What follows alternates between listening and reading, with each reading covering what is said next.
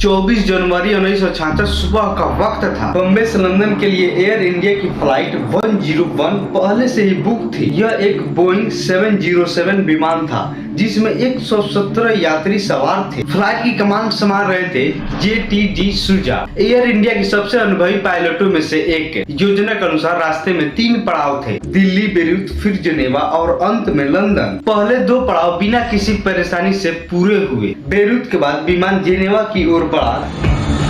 सुबह 7 बजे GMT पर कैप्टन डी सुजन ने जिनेवा एयर ट्रैफिक कंट्रोल को बताया कि उनका विमान 19,000 फीट की ऊंचाई पर है। पश्चिमी यूरोप का सबसे ऊंचा पर्वत माउंट बला उसके लगभग 3,000 फीट ऊंचा पर था। Geneva control, air India 10। ATC से बात करने के बाद उन्होंने विमान को नीचे उतारना शुरू किया और फिर बिना किसी चेतावनी के विमान रडार से गायब हो गया। उस वक्त आसमान में एक और विमान मौजूद था, इटली की फ्लाइट 6029। एयर इंडिया के रडार से गायब होने के बाद कुछ मिनट बाद लगभग 7 बजे जिनेवा के एयर ट्रैफिक कंट्रोलर ने इटालियन पायलट से पूछा, क्या वो मोंटेबला के पास कुछ देख सकते हैं? पायलट का जवाब आया, 16,000 फीट की ऊंचाई पर उसने एक काला बादल देखा, लेकिन वो बादल नहीं था, वो वही एयर इंडिया का विमान था। फ्रांस और इटली के सरहद पर मोंटेबला से टकरा चुका था।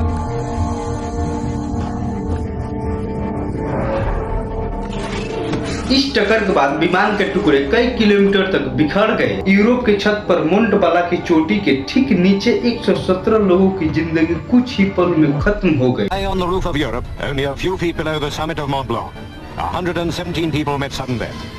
The monarch of the Alps, in a few awesome seconds, snatched its victims when it was barely light. आमतौर पर यह एक दुखद विमान दुर्घटना की कहानी होती है, लेकिन इस विमान में एक ऐसा इंसान था जिसकी मौत ने पूरे भारत का भविष्य बदल दिया। होमी जहांगीर भाभा, भारत के परमाणु कार्यक्रम के जनक, वो इंसान जिसने खुलकर कहा था कि भारत सिर्फ 18 महीनों में परमाणु बम बना सकता है। वो शख्स जिसकी मौत ने इतिहास बदल दिया। उस दिन जब विमान दुर्घटनाग्रस्त हुआ, वो वियना जा रहे थे इंटरनेशनल एटॉमिक एनर्जी एजेंसी की एक बैठक के लिए। उनकी मौत के साथ 18 महीनों में परमाणु शक्ति बनाने का भारत का सपना टूट गया। तो सवाल उठता है, क्या यह दुर्घटना महज एक संयोग था? बहुत से लोग मानते हैं कि होमी भाभा की मौत कोई हादसा नहीं था, यह अमेरिकी खुफिया एजेंसी CIA की साजिश थी। और इस कहानी को और गहरा करने वाली एक बात थी, उनसे ठीक 13 दिन पहले एक और बड़ी मौत हो चुकी थी। 1939 में होमी भाभा इंग्लैंड छोड़कर भारत आए। उसी वक्त दूसरा विश्व युद्ध हो रहा था और वो वापस नहीं जा सके।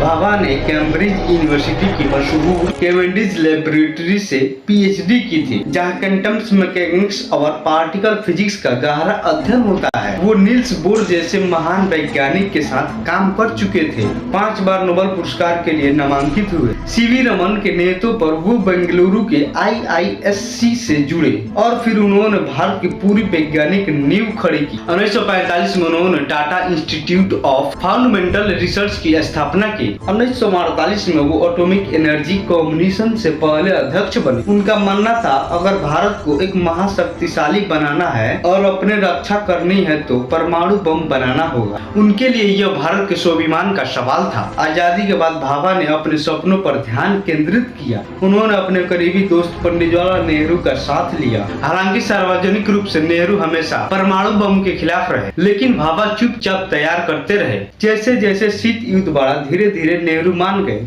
कि भारत को परमाणु बम की जरूरत पड़ सकती है। 1960 में भाभा ने कनाडा की मदद से CIRUS नाम की रिएक्टर शुरू किया जो प्लूटोनियम बनाता था, वही सामग्री जो बम बनाने की काम आती है। 1962 में भारत और चीन के बीच युद्ध हुआ और 2 साल बाद चीन ने सफल परमाणु परीक्षण किया। इसके बाद भारत में परमाणु बम के समर्थक और मुखर हो गए।